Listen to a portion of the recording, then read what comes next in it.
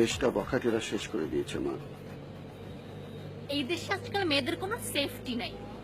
এই মনে করেন পাবলিক বাসে উঠে বসে বাচ্চা বয়সী কোনো সেফ ভেবে যদি তার পাশে গিয়ে বসি, দেখা যায় ওই লোকটা চোখ ম্যাট্রিক ইন্টার পাশে ছেলেদের চেয়েও বেশি ধারালো। কি আর বলবো।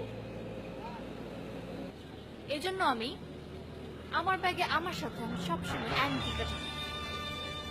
আঙ্কেল দোয়া করবে অবস্থা যদি কখনো নিয়ন্ত্রণের বাইরে যায়, অ্যান্টিকাটা যাতে আমি ইউজ করতে পারি। বাহ, তোমরা আজকালকার মেয়েরা অনেক সাহসী। আমার মেয়েটার কাছে এসব থাকে কিনা কে জানে। ও অনেক সহজ সরল তো, তাই ওকে নিয়ে খুব টেনশনে আছি। আপনার মেয়ের কি হয়েছে?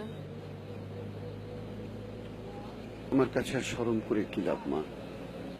একটু পরেই তুমি বাস থেকে নেমে যাবে, হয়তোবা সারা জীবন তোমার সঙ্গে আর কখনো দেখা হবে না। আমার মেয়েটা খুব ভালো গান করত, খুব ভালো ছবিও আঁকত, অনেকবার পুরস্কারও পেয়েছিল। আঙ্কেল আপনার মেয়ের কি হয়েছে সেটা বলার কথা ছিল। ইন্টারমিডিয়েট পাশ করবার পরে ভার্সিটিতে ভর্তি করে দিলাম। হোস্টেলে চলে এলো। বাড়ি থেকে আসবার সময় ওর কি কান্না।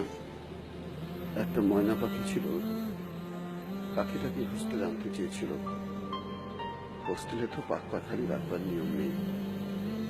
দিনে কতবার ফোন করে আমাদের খোঁজ খবর নিত, পাখিটার খোঁজ খবর নিত। আজ সকালে আমি ওর হোস্টেলে গিয়েছিলাম, যে শুনলাম গতকাল ওর বড় ভাই এসে ওকে নিয়ে গেছে। ও তা আপনি জানতেন না ওর ভাইয়া এসে ওকে নিয়ে গেছে, এখনো পৌঁছানি বাসায়? আমার কোনো ছেলে নেই রে মা। আমি নিশ্চিত হয়েছি ওর বন্ধুর সঙ্গেও পালিয়ে গেছে।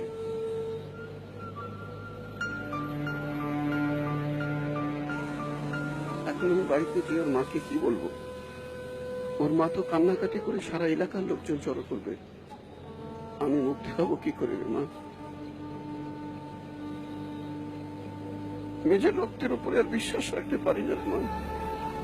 চোখের পানি রক্তের চাইতে ভারী মনে হয়।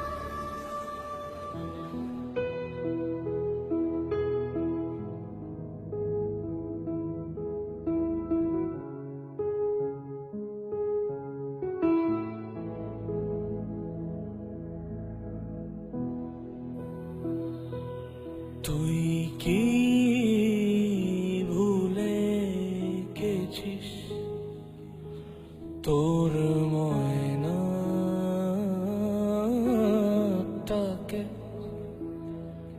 তোর বালিশটাকে, তোর বাবা মাকে?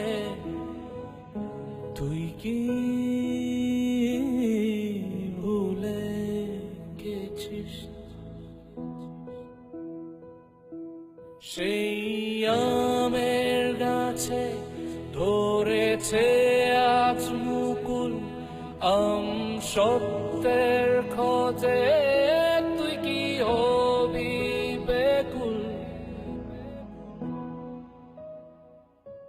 সেই আমের গাছে ধরেছে আজ মুকুল, আম সত্যের খোঁজে তুই কি হবি বেকুল?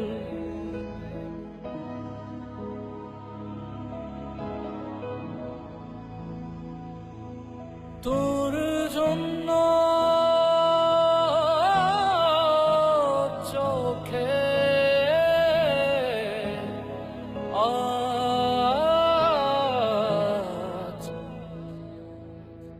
আজ এত কান্না।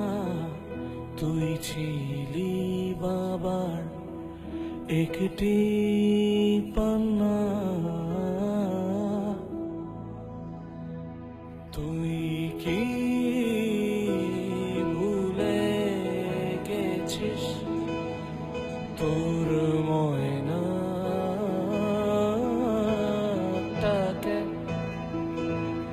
তোর বা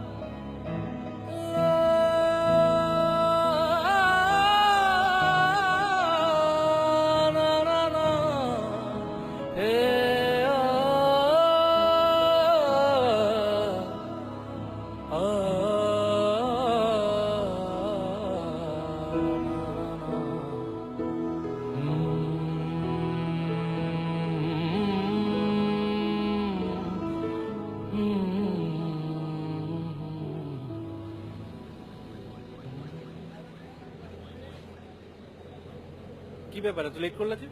আরেকটু হলে তো আমি নিজে তোমার কাছে চলে আসতাম। এনিওয়ে, দাও একটা দাও। আবির, কি ব্যাপার দাঁড়িয়ে আছো যে? চুপ করে আছো কেন? কিছু বলছো না কেন? আমি এভাবে যেতে পারবো না তোমার সাথে। এটা কোন ধরনের কথা বলছো? আসলে তোমাদের মেয়েদের না ঢং দেখতে পাচ্ছি না। সবকিছু কনফার্ম করলাম, কক্সবাজার টিকিটও কি করলাম, আর এখন তুমি বলছো যাবা না। কেন যাবা না? আমি এভাবে পারবো না।